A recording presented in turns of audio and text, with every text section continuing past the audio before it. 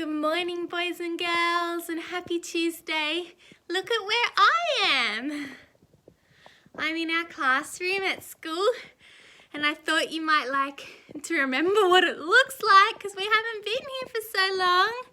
Have a little look around. It's still the same. There were 2 children from One Red at school today.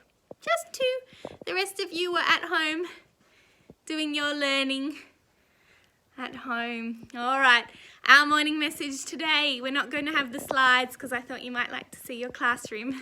So it's going to be a little bit different. The date is Tuesday, the 5th of May, 2020. Remember, we call this an ordinal number when the TH are flying high in the sky because it shows us the order. This day is the 5th day in the month. It's showing us the order that this day came in the month.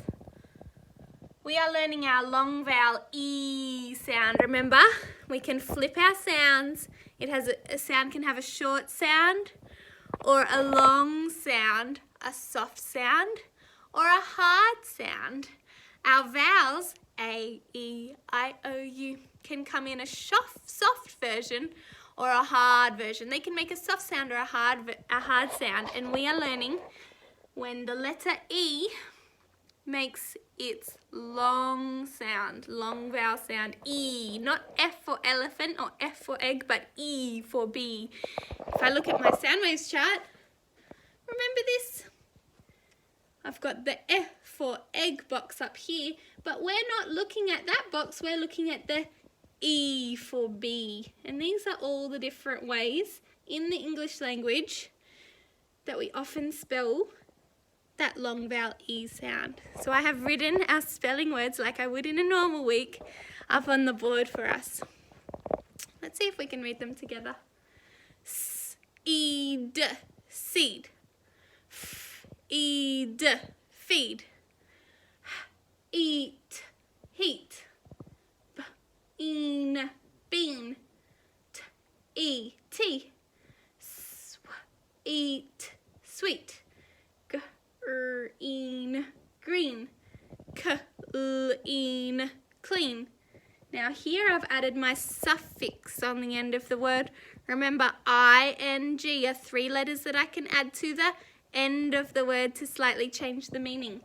Clean is my base word or my root word, like in spelling word number 8, but I've added ing, the suffix on the end, to turn the word into cleaning. My house is not just clean, I am cleaning it. Similarly, number 10, tricky word, D-E, E-A are the digraph, 2 letters making 1 sound. Ing, I-N-G on the end of the word. It's actually still 2 sounds. It's if for igloo, ing for ring, ing, dreaming. All right, today your 3 subjects that you are going to be doing is English with Mrs. Topman. Today we're going to be doing some writing based on the book Are We There Yet by Alison Lester that we read yesterday. We are going to be doing maths. That will be with Mr. Jones again. Do you like my pencil earrings? And our 3rd subject will be PDHPE with Mrs. Lowcock. You're in for a treat. We love our lessons with the fabulous Mrs. Lowcock, don't we? Okay, for devotions this morning, I thought I'd read to you from the Jesus Storybook Bible, just as I would if we were in at school. Get a little bit more like what we would usually do if we really were in this classroom space that I'm filming from. I loved seeing yesterday those of you that uploaded onto Seesaw your daily check-in, and you pressed edit item, and where am I going to put this? You pressed edit item and you told me how you were feeling and you checked in for the day. Now, I have left that as an activity on Seesaw. Oopsies, this is slippery. I've left that as an activity on Seesaw, so you absolutely can go back in and do that one again today. I might just have to lean down like this. Alright, so after this video, if you would like to, you can go back onto Seesaw, click the light bulb to get the activities, and you can always repeat any of those activities, especially the daily check-in. You could do that every day if you like. I'm not going to make it compulsory, like you have to do it every day. But if you're like me and you love learning and you think that's lots of fun, you absolutely can go back into your seesaw and fill out another one. Today's story from the Jesus Storybook Bible is about a Bible character called Jonah. I wonder if you've heard the story of Jonah and the big fish. God had a job for Jonah, but Jonah didn't want it. Go to Nineveh, God said, and tell your worst enemies that I love them. No, said Jonah. I wonder if you've ever said no when someone's trying to ask you to do something. I hope not, boys and girls. Those are bad people doing bad things. Exactly, said God. They have run very far away from me, but I can't stop loving them. I will give them a new start and I will forgive them, said God. No, said Jonah. There he goes again with his knowing. They don't deserve it. I will run away, Jonah said to himself. I'm going to run far away so that God will not find me and make me do that terrible job. He thought it was a good plan, but of course, it was not a good plan. It was a silly plan because you cannot run away from God, but he will always come and find you. Jonah went ahead with his not very good plan. 1 ticket to Nineveh, please, he said as he boarded a boat sailing in the opposite direction to where God had asked him to go. I'll show you that picture. Here's Jonah trying to ask this man for a ticket onto his boat to go to not Nineveh, even though God had asked him to go to Nineveh, which was this way. Jonah was running that way.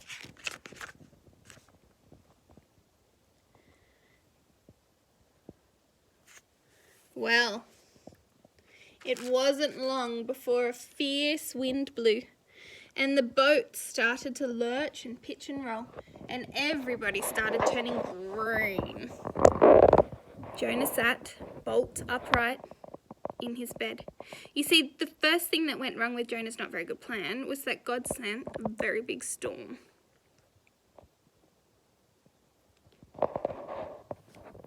The sailors couldn't sail their ship properly. We're sinking, they screamed, and they started throwing everything overboard, suitcases, food, whatever they could find. But now Jonah knew that the storm was his fault. Throw me over instead, he offered. The storm will stop if you do that, said Jonah. The sailors weren't sure, but Jonah cried, it's the only way that you can be saved. And so, 1, 2, 3, splash.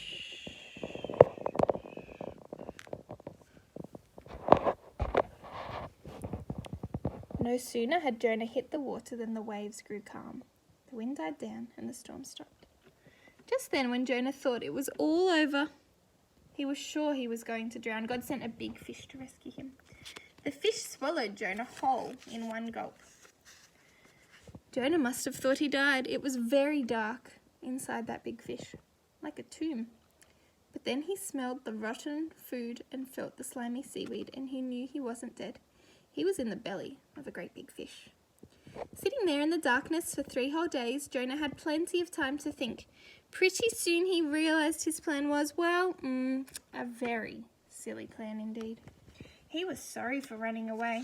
He prayed to God from inside the giant fish and asked God to forgive him. 3 days later, the fish spat Jonah safely out onto a sandy beach. Just then Jonah heard someone calling his name. Go to Nineveh. Who do you think sounds like that? God probably doesn't sound like that. Go to Nineveh, God said. And this time Jonah said, okay. He learnt his lesson. He went straight to Nineveh and he told everyone God's wonderful message. Even though you've run far away from God, he can't stop loving you, Jonah told the people. Run to him so that he can forgive you in his loving goodness and mercy. The people of Nineveh listened to Jonah and Jonah's message and they started loving God. They learnt to do what God said and to stop running away from him, just like Jonah. many years later, God was going to send another messenger into the world. I wonder if you know who that messenger in the New Testament, the main character of the New Testament. This messenger would have the same wonderful message that people needed to turn back to God and start loving God again, putting him as king and ruler of their lives. But this messenger would be God's own son. He would be called the Word because he himself would be God's message. God's message translated into our own language. Everything God wanted to say to the world in a person. Have a fabulous day, Year 1.